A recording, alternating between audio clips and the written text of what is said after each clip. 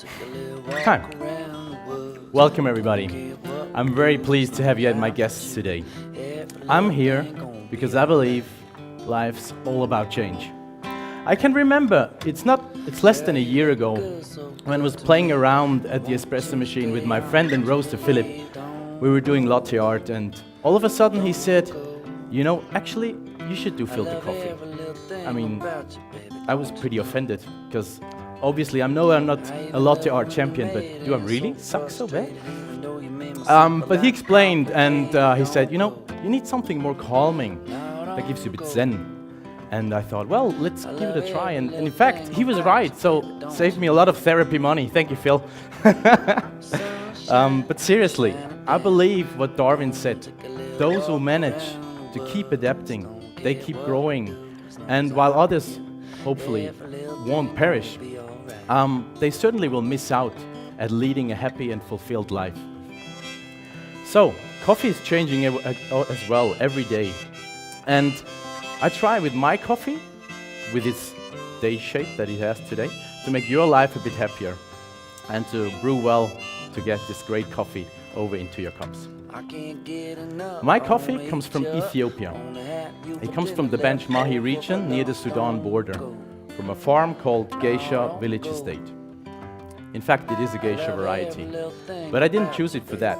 Its history, because it's the very genetical root of the geishas that we have from Panama today, fascinates me.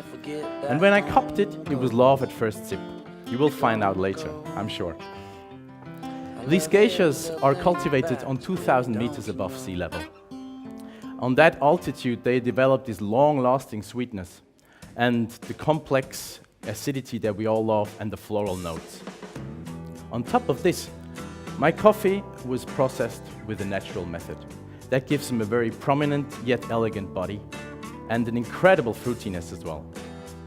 And since the natural processing is always prone to flavor impairments, they sorted the cherry before and after drying on raised beds to avoid every potential damage. They were dried for 22 days in thin layers in shaded raised beds, and that's all that's possible to have the cleanest cup. So, I think we should get some coffee.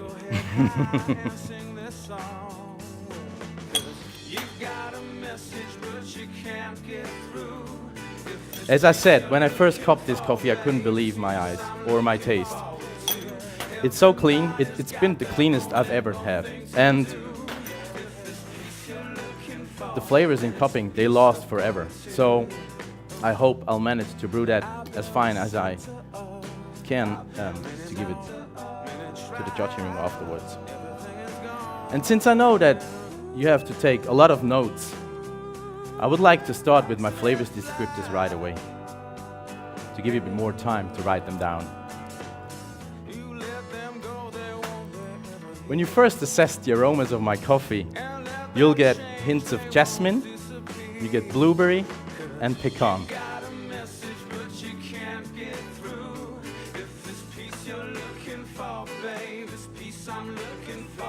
With your first sips, again, you get jasmine, you get blueberry, but then there's an apricot coming on top of that. Now I know you do evaluate the coffee at 3 temperature levels. So then let's give you 3 flavor descriptors. When the coffee cools, you get this sweet blood orange with that and a rosehip note.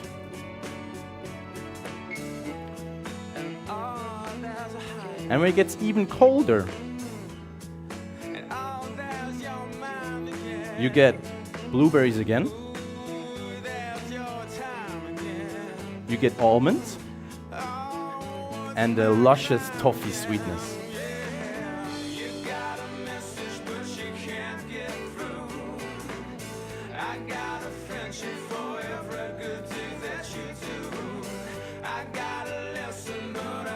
The acidity is a medium citric one that is rising over time, and the low and integrated malic one. that is diminishing over time, actually.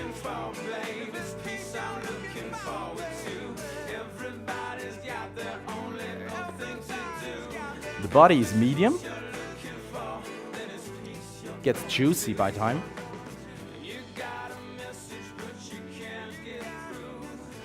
And the mouthfeel is smooth and round.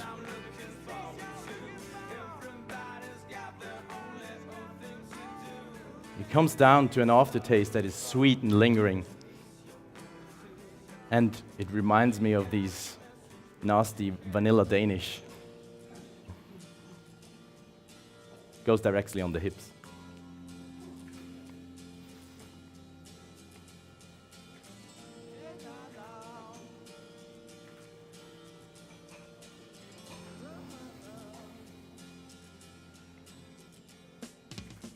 Didn't know what time it was, the lights were low.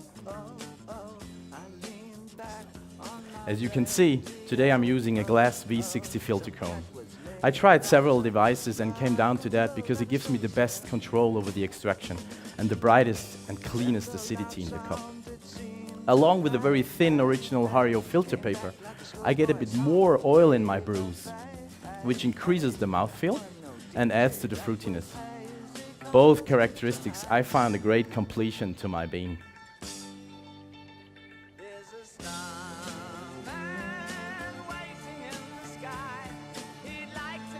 With my roaster, we designed the roast profile very even.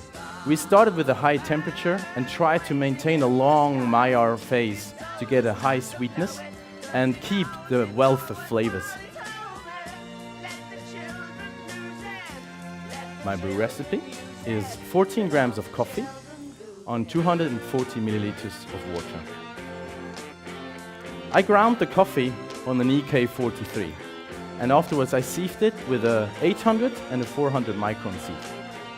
I tried to narrow down the particle size distribution to have a more uniform extraction, thus avoiding at the same time over and under extraction of the different sized particles. switch on the TV. We may pick him up on channel 2. Look out your window, I can see his light. If we can sparkle, he may land tonight. If you're curious how my grind size feels, please take the filter cones in front of you and stroke over the sandpaper that is attached to the tip.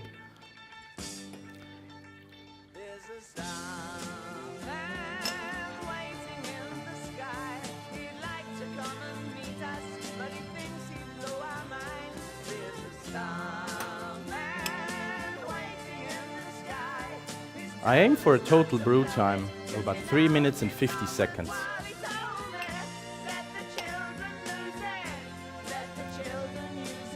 Now that everybody's talking about water and we know it's 99% of, or a bit more, of a good brew, I tried several waters in my preparation for today. Since I'm using a natural processed coffee, I also wanted to stay like on the natural side and avoid designing a water. Plus, we have a very good tap water where I'm roasting, or where my guys roast. And in addition, with a very common mineral water that is low in alkalinity and with a neutral pH, I found the best combination. The alkalinity and the pH brings the acidity to shine. And when I top it off with my tap water from home, I get the most balanced brew because the mineral water by itself extracts too much.